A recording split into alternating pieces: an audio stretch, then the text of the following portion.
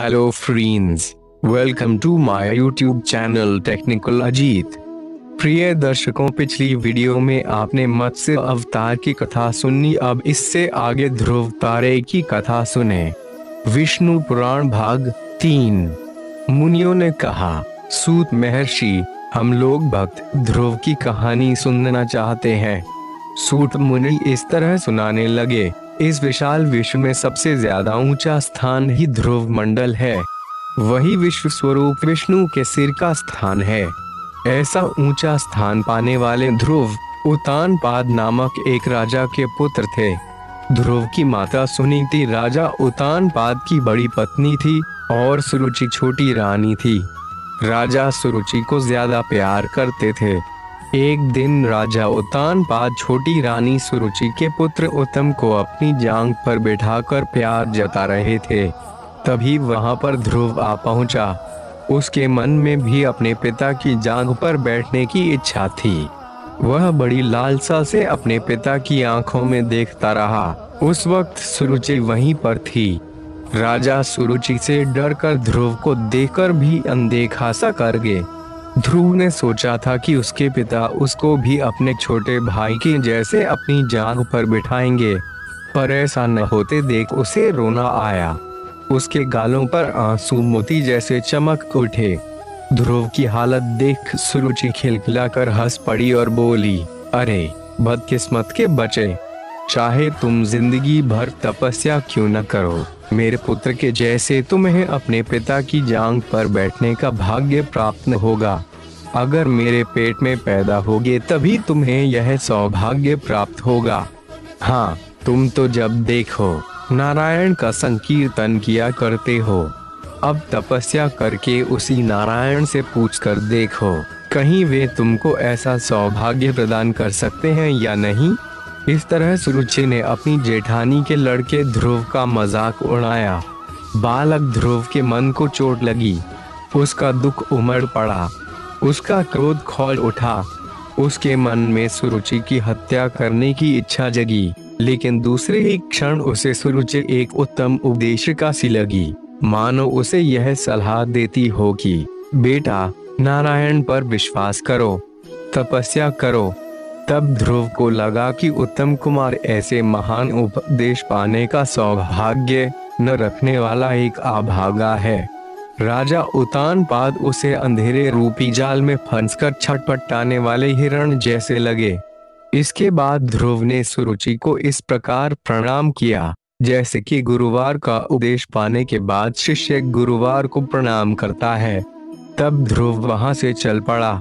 ध्रुव के इस व्यवहार पर चकित हो सुरुचि अपने मन में सोचने लगी, लड़का तो भला मालूम होता है। गालियां देने के बाद भी प्रणाम करके चला गया। प्रणाम न करे तो करेगा ही क्या। मेरे सामने मुंह खोलने की उसकी हिम्मत तो है नहीं, और ना उसकी माँ हिम्मत कर सकती है। आंसू बहाते लौट आए ध्रुव को देख दासियों के द्वारा सारी हालत जानकर सुनीति रो पड़ी। तब बोली, हाँ बेटा, बात सच है। दासी जैसी ही निकृष्ट जीवन बिताने वाली मेरे गर्भ से तुम क्यों पैदा हुए? तुम्हारी मौसी की बातें सच हैं। तुम्हारे लिए और मेरे वास्ते भी उस नारायण भगवान को छोड़कर कोई दूसरा सहारा नहीं है। अपनी माता की बातें सुनने पर ध्रुव के मन को शांति मिली। बोला, माँ, मैं तपस्या करने जा रहा हूँ, कृपया मुझे आशीर्वाद दो। क्या बोला? तुम तपस्या करोगे?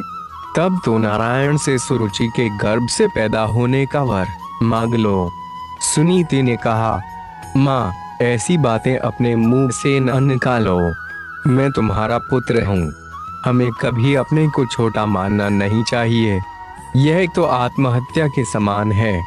मैं यह साबित करना चाहता हूँ कि ध्रुव की माता कैसी भाग्यशालिनी है। दिशाहीनों के लिए दिग्दर्शक बनने का वर मैं नारायण से मांग लूंगा। यह कहकर ध्रुव उसी वक्त घर से चल पड़ा। रास्ते में नारद मुनि से बालक ध्रुव की मुलाकात हुई। नारद ने पूछा, हे ध्रुव कुमार, लगता है कि तुम खेलने के लिए चल पड़े। स्वामी, मैं तपस्या करने जा रहा हूँ, ध्रुव ने जवाब दिया। ओह, तपस्या नामक कोई खेल भी है? तब तो खूब खेलो बेटा। नारद ने मजाक किया। मुनिवर, यह कोई खेल नहीं, सचमुच मैं तपस्या करने के लिए ही जा रहा हूँ, ध्रुव ने साफ शब्दों में कहा। उफ, यह बात है। इस छोटी सी बात को लेकर तुम तपस्या करने जा रहे हो?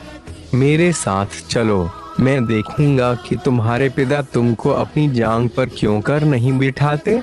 नारद ने कहा, स्वामी, मैं किसी की दया नहीं चाहता, सबसे उत्तम भगवान नारायण का अनुग्रह मुझे चाहिए। इसी वास्ते मैं तपस्या करने के लिए जंगल में जा रहा हूँ। ध्रुव ने कहा, तपस्या करना कोई हंसी खेल की बात नहीं है बेटा। जंगल में शेर, बाघ वगैरह खतरनाक जानवर होते हैं। धूप, जाड़ा और बरसात का सामना करना पड़ता है। मेरी बात मानकर घर चलो। नारद ने समझाया, मुनिवर, मैं क्षत्रिय हूँ, अपमान सहते हुए जिंदा नहीं रह सकता। क्या आप मुझे कायरता की दवा पिलाने आए हैं? ध्रुव ने पूछा। बेटा ध्रुव, मैंने तुम्हारा दृढ़ निश्चय जानने के लिए ही ये बातें कही।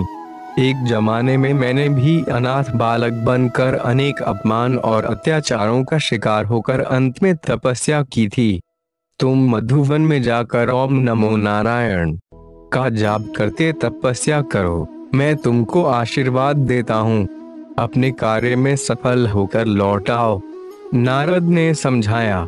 ये बातें सूत मुनि के मुंह से सुनकर मुनियों ने पूछा, मुनिवर, नारद ने अपमान और अत्याचारों का सामना कैसे किया? नारद की आप बीती सुनने का कुतूहल हमारे मन में पैदा हो रहा है। सूत महर्षि ने नारद मुनि की कहानी सुनाना शुरू किया। पिछले जन्म में नारद ने एक दासी पुत्र के रूप में जन्म लिया था। वह दासी एक भक्त के घर में काम किया करती थी। उस भक्त के घर में सदा ऋषि मुनि, साधु संत अतिथि सत्कार पाया करते थे। बालक नारद उन ज्ञानियों की सेवा में लगा रहता था। जरूरत के वक्त उन्हें पानी पिलाया करता था। विष्णु भगवान की महिमाओं की चर्चा भी बड़ी श्रद्धा व भक्ति से सुनता था। नीर यानी पानी देने वाले बालक का नामकरण नारद करके वे लोग इसी नाम से उसे पुकारा करते थे। इस बीच नारद की मां सांप के डसने से मर गई। बालक नारद को अपने पिता का बिल्कुल पता न था। उसके साथी नारद को दासी पुत्र और अनाथ बालक कहा करते थे। कुछ ही दिनों में उस मकान के मालिक का स्वर्गवास हो गया। नारद को कहीं आश्रय नहीं मिला। वह इधर उधर भटकता था। भूख लगने पर यदि वह किसी मकान के सामने जाकर खड़ा हो जाता तो लोग उसे भगा देते थे और गालियां देते थे कि यह बालक ऐसा पापी है जिसे अपने पिता का भी पता नहीं है। नारद साधु स्वभाव का था, इसलिए नटखट बच्चे उस पर पत्थर फेंकते और उसे सताकर आनंद का अनुभव करते थे। गांव के लोगों से तंग आकर नारद सोचने लगा, दश इन मनुष्यों के बीच मेरा जन्म क्यों हुआ है? मैंने कौन सा अपराध किया है? ये लोग मेरे प्रति ऐसे अत्याचार क्यों करते हैं? आखिर कीड़े मकोड़े, जंगल के जानवर भी मजे से जी रहे हैं। ये सोचते हुए नारद जंगल की ओर चल पड़ा। उसे ऋषि मुनियों की बातें याद हो आईं। मुझे भी तपस्या करके देवताओं के बीच जन्म लेना है, ऐसा निश्चय करके नारद ने तपस्या करना शुरू किया। अनाथों का जो रक्षक है, जो सारे जगत का पिता है, वही मेरे लिए भी पिता है। वह मुझे कुछ भी बनाए पसंद है। इस प्रकार सोचते हुए नारद ने समय का ख्याल किए बिना भयंकर तपस्या शुरू कर दी। नारद की तपस्या पूर्ण हो गई।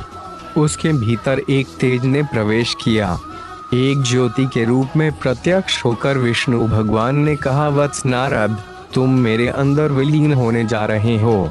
इसके बाद तुम ब्रह्मा के मानस पुत्र के रूप में जन्म धारण करोगे।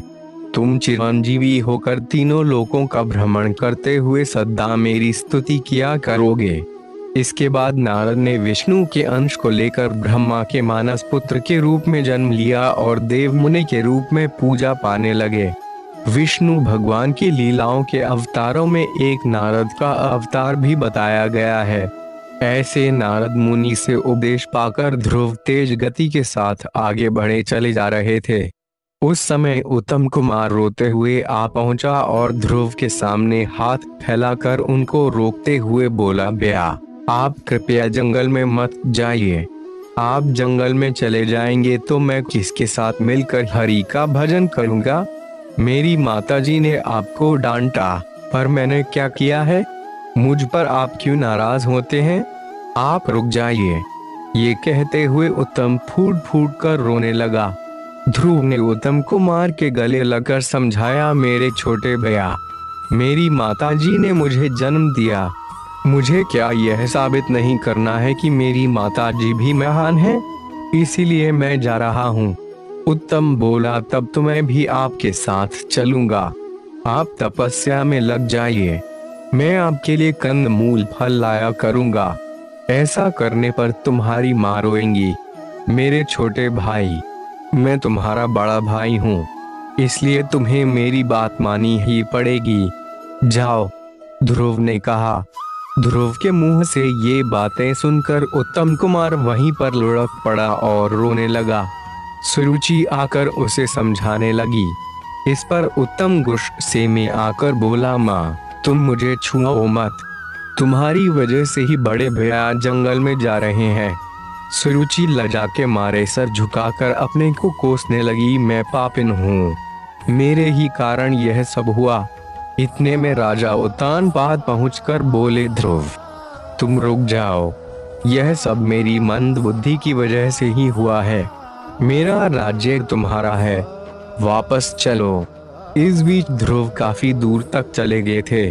नारद ने सुनीति से कहा, माताजी तुम्हारे गर्भ से एक रत्न जैसा पुत्र पैदा हुआ है। तुम अपने बेटे के बारे में बिल्कुल चिंता मत करो, नारायण स्वयं उसकी रक्षा करेंगे। फिर उत्तानपाद की ओर मुड़कर नारद बोले, राजन हम सबको इस बात पर खुश होना चाहिए। आपके पिता और ध्रुव के दादा स्वयंभुव मनु के वंश के लिए भी बालक ध्रुव अपार यश का कारण बनेगा। इसमें किसी का कोई दोष नहीं है, यह श्रीमनारायण का संकल्प है। ऐसा समझाकर नारद मुनि ने सबको शांत किया। मधुवन में बैठकर ध्रुव ओम नमो नारायणाय का मंत्र जप कर तपस्या कर रहे थे। यमुना आंधी उस मंत्र में श्रुति मिला रही थी। ध्रुव की तपस्या से तीनों लोग कांपने लगे। कोई यदि कहीं भी तपस्या करता हो तो इंद्र यह सोचकर डरते हैं कि कहीं वे तप करके उनके पद की कामना न कर बैठे। इस डर से उनके तप में विघ्न डालने के लिए वे भयंकर इंद्रजाल रचा करते हैं। इसी प्रकार इंद्र ने अपने वज्रायुध को हिलाकर आंधी तूफान और बिजली गिराकर भयंकर उत्पात मचाए, पर ध्रुव थोड़ा भी विचलित नहीं हुए। इस पर इंद्र ने पत्थरों की बारिश शुरू की, मगर ध्रुव के सर पर घूमते हुए विष्णु चक्र ने उन पत्थरों को दूर फेंक दिया। उस समय नारद ने जाकर इंद्र को समझाया, आपने ध्रुव को साधारण बालक मात्र समझा है, आप उनका कुछ भी बिगाड़ नहीं सकते, आपको व्यर्थ में अपमानित होना पड़ेगा। इंद्रपद तो ध्रुव के लिए घास के तिनके के बराबर है। अंत में ध्रुव की तपस्या पर प्रसन्न हो विष्णु भगवान प्रत्यक्ष हुए। ध्रुव विष्णु के पैरों से लिपटकर अपार आनंद के मारे मूक रह गए।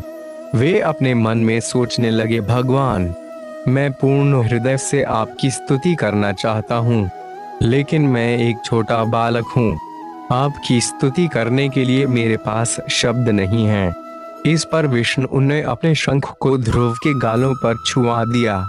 दूसरे ही क्षण वेदों के तत्वों से भरे स्तोत्र पाठ सामगान के रूप में ध्रुव के मुंह से निकलने लगे। विष्णु ने मंदहास करते हुए पूछा, ध्रुव मांग लो, तुम क्या चाहते हो?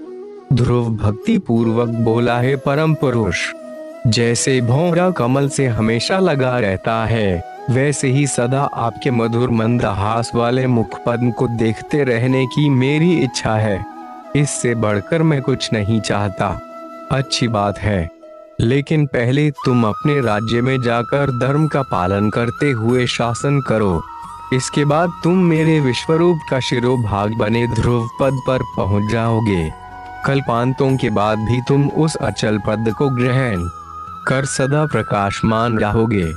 इस तरह समझाकर विष्णु भगवान अंतर्धान हो गए। इसीलिए ध्रुव को अनुग्रह प्रदान करने वाले विष्णु का अवतरण ध्रुव नारायण अवतार कहा गया है। इसके बाद ध्रुव अपनी महिष्मतिपुरी में आगे उत्तानपाद ध्रुव को अपना राज्य सौंप कर तपस्या करने चले गए। उत्तम कुमार का अभी तक विवाह नहीं हुआ था। राजधर्म के अनुसार जंगली जानवरों से जनता की रक्षा करने के लिए वह शिकार खेलने गया। हिमालय के पहाड़ी जंगलों में दुष्ट यक्षों ने उस पर हमला करके उसको मार डाला। अपने पुत्र की मृत्यु पर सुरुचि दुखी हो वहां पर पहुंची और जंगल के दावानल में फंसकर भस्म हो गई। ध्रुव ने यक्षों का नाश करने के लिए यक्षनगर अलकापुरी को घेर लिया। मायावी यक्षों ने अपनी क्षुद्र मायाओं का उन पर प्रयोग किया। ध्रुव ने नारायण अस्त्र के द्वारा मायाओं को विफल बनाकर उनको हरा दिया। यक्ष राज कुबेर ध्रुव की शरण में आए। उनसे मैत्री करके उनको संपत्ति देकर वापस भेज दिया। ध्रुव के कई पुत्र हुए। उन्होंने अनेक वर्षों तक आदर्श शासन द्वारा स्वयंभू मनुवंश को यश प्रदान किया। अनेक वर्षों तक शासन करने के बाद ध्रुव ने अपने ज्येष्ठ पुत्र का राज्याभिषेक किया और वे बद्रिकाश्रम में चले गए। वहां पर भगवान विष्णु का ध्यान करते हुए स्वर्ण शरीर को प्राप्त किया। भगवान विष्णु के आदेश पर उनके सेवक एक विमान ले आए। वे लोग भी देखने में विष्णु के समान थे और उनके भी 4 हाथ थे। ध्रुव उन दूतों से बोले, मेरी माता जी के लिए जहाँ जगह नहीं है उसकी मुझे भी जरूरत नहीं। इस पर विष्णु के दूतों ने उनके आगे एक दिव्य विमान में जाने वाली सुनीति को दिखाया। इसे देख ध्रुव प्रसन्न हो उठे। वे विमान पर सवार हो ग्रह मंडल, नक्षत्र मंडल तथा सप्तर्षि मंडल को पाकर ध्रुव पद पर पहुँचे। ध्रुव मंडल को विष्णु पद भी कहते हैं।